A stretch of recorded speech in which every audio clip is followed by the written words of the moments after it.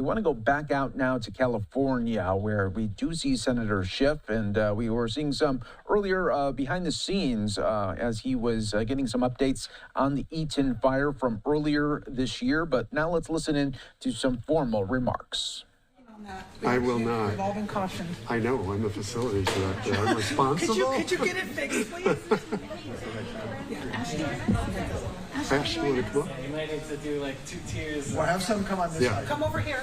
You can come behind too. Come. I'm right back here.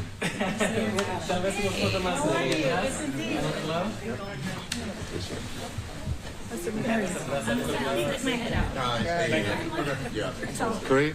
As we all get gathered up, I'm just incredibly grateful for the two of you to spend your time at the Collaboratory.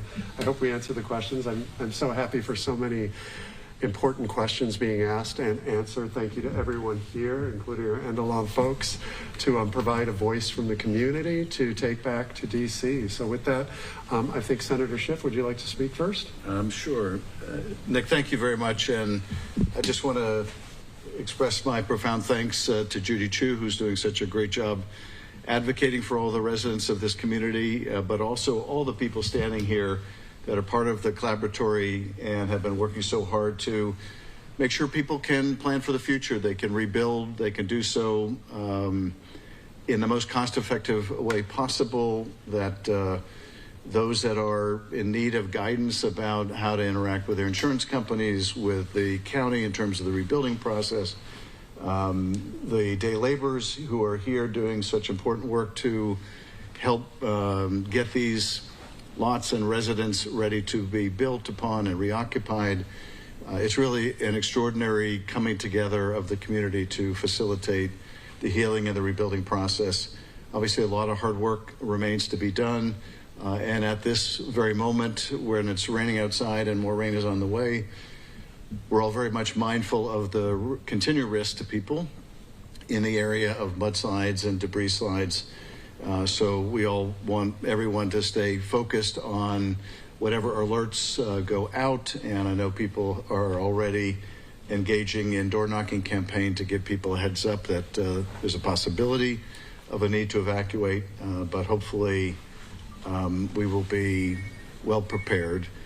A lot of challenges, though, remaining challenges of getting recovery from insurance companies that are dragging their feet, challenges with FEMA recovery funds, challenges when the degree to which people are getting compensated from their insurance company or who are uninsured are able to obtain the wherewithal to rebuild. And we want to make sure that we're working at the federal, state, and local level and with nonprofits to meet those needs, to fill those gaps. In Congress, we are very much focused on CDBG, disaster relief funding, which is going to be essential to be able to bridge the gap in resources. And that is a continual and constant focus of ours. Obviously, a very difficult political environment, but we need to overcome that and make sure that we're providing relief to people in California and all over the country when disaster strikes. But really grateful to all of you. And let me introduce Judy Chu, and then we're happy to respond to your questions. And anyone else that would like to speak before we go to Q&A. Judy? Well, I want to give my profound thanks to Senator Adam Schiff. He could have been anywhere, but he decided to focus right here in Altadena to look at the recovery of this community. And so we just took a tour, and I am so impressed. I was so impressed seeing the rebuilding room where you could actually walk through the process of rebuilding your home in a way that is really easy to understand, and where a case manager can take you through the case of all the sorts of possibilities that there are for building. And then we saw the store. There are so many corporations and businesses that have donated so much, and I would encourage any corporation that still can donate to bring their materials here, because they have been heavily utilized by the Altadena residents who can come here and get supplies for free. And then we met with the National Day Labor workers who are doing a magnificent job of rehabbing the homes that need to have the smoke removed, but they are doing it for free, and apparently are doing an even better job than the actual businesses that are doing it. They tell me that they have 5 workers to rehab a home, whereas the regular businesses have only 2. So yes, very thorough job here. That's very, very impressive. But there is a big job ahead. I learned that there are 2,500 homes that have put their applications in, but there are 3,500 homes that are still deciding what to do. And that it is probably because they are underinsured, they still don't have the finances together, and that's what we need to help with in Washington, D.C. So I am pushing as hard as I can, as I know Senator Schiff is, for the $34 billion in disaster recovery monies that should be provided to us, especially for the CDBG disaster relief program.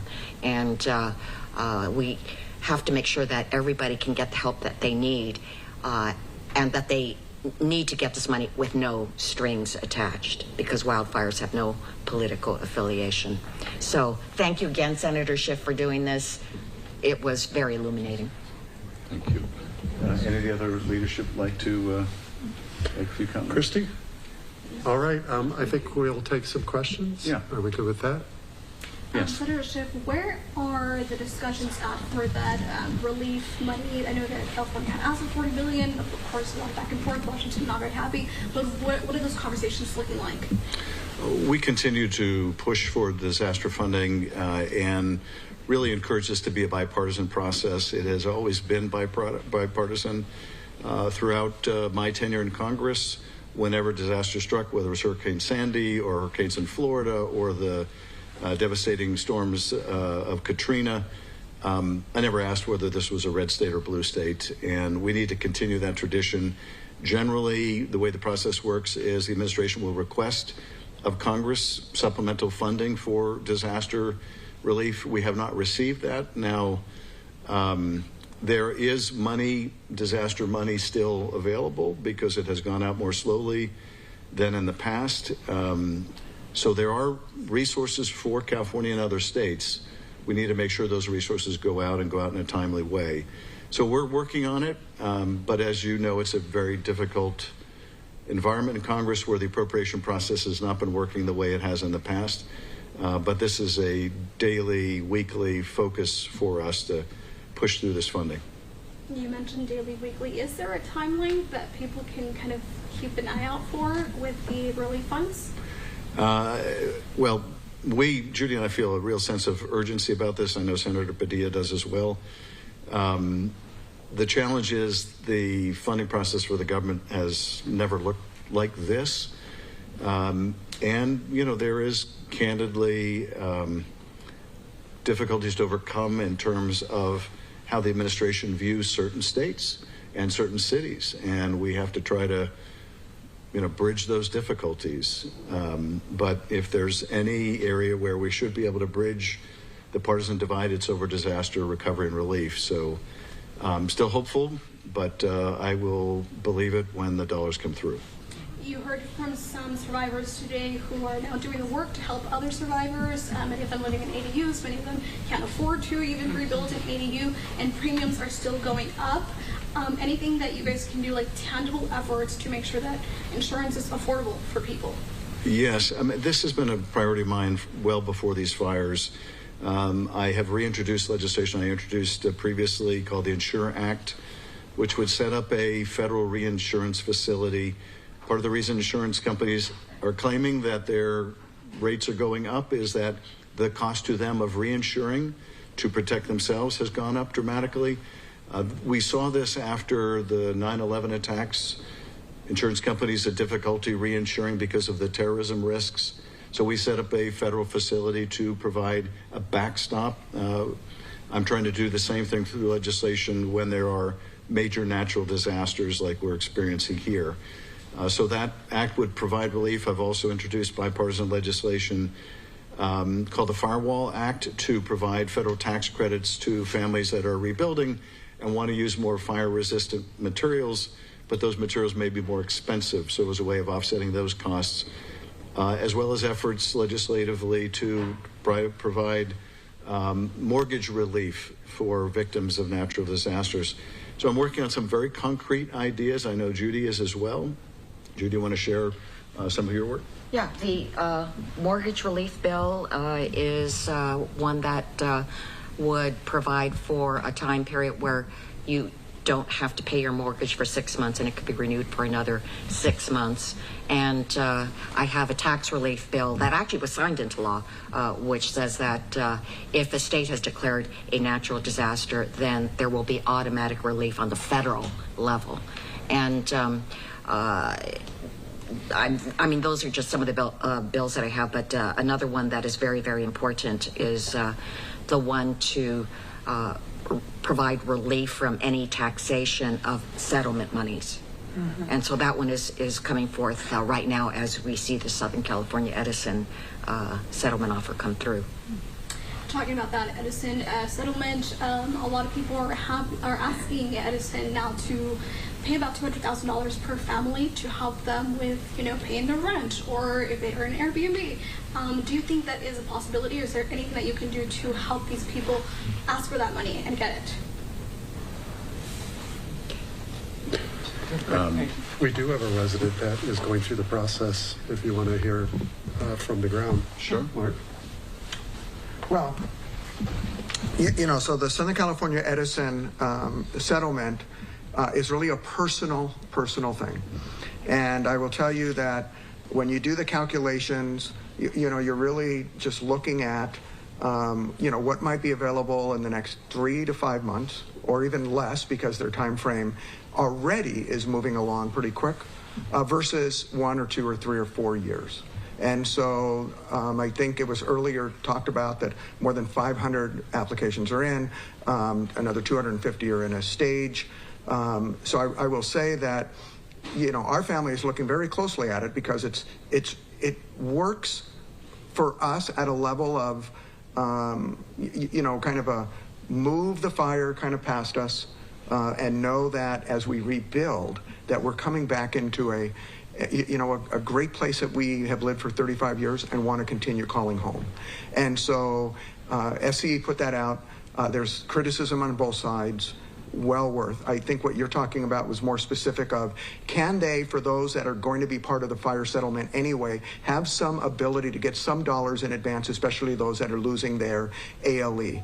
And I know that there's a couple of organizations that are pushing that. And I will say that the elected officials have looked at it and are reviewing it too, talking with some of those nonprofits. So, and other maybe leaders, community leaders. So that again as a SCE issue, and I think it comes back to, corporations have always done a lot of good things for people. In the donation side. And so hearing the Congresswoman say, hey, corporations, if you have the ability to still help us get some things in here that the people need, one of the things people need is going to be their rent when they run out of their FEMA dollars, because that's an 18-month period. And so that sunsets pretty quick in July. And then some ALEs, and we heard today from an example of a family that their ALE expires pretty much in January or February based on the quantity of dollars that they got on their formula, based on the insurance company being able to set that formula without then a family being able to help to get that increase, not realizing ever in our wildest dreams that a fire would devastate Altadena. And I'd also, sorry, can I say something on behalf of the Eaton Fire Collaborative and Collaboratory? We don't really want to speak on the settlement because we have a lot of people we represent. So I'd just like to say that we're neutral, and we would rather not to go into that if that's okay. Yeah, the only thing I would add too, and this doesn't go to the Edison proposal, I know what a lot of people are experiencing right now, and we are trying to work with individual families on this, is they made claims of their insurance companies. Some of those claims are being denied because they got some relief from FEMA, or because they need to more thoroughly itemize their losses. And families are having to go through the additional difficulty and trauma trying to figure out everything that burned, what it cost, And we need to keep pressure on these insurance companies to meet their legal obligations, to provide resources in a timely way, not to be changing adjusters, not to be engaging in a dilatory tactics, but rather to make people whole as they're required to do. So that's something that we can keep the pressure on, and we'll need to. Anybody have other fire-related correspondence? I have one political question, but it's completely unrelated. You know, this is really a nonpartisan space. Yeah. I'm happy to talk with you about a different place, but yeah, I don't want to change the the atmosphere of the collaboratory, but Thank you for coming out. Thank you all. We appreciate it so You much. bet. So if we could. Oh, we're going to take a photo. Group photo. All right, Senator Schiff and other California officials talking about the Eaton fire recovery and the process that will be really years in the making for so many of those fire victims.